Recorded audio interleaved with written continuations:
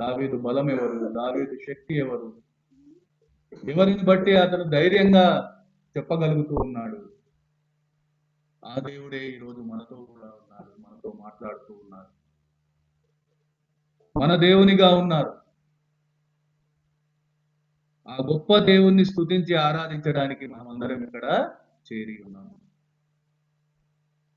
ఆయన అప్పుడు ఇప్పుడు ఎప్పుడు ఏకరీతిగా ఉన్న దేవుడు. ఆయనలో ఏ మార్పు లేదు. ఆయన మార్పు లేని దేవుడు. అంతేకాదు, మార్పు కోరుకునే దేవుడు. నీలో నాలో మార్పు కోరుకునే దేవుడు ఆయన.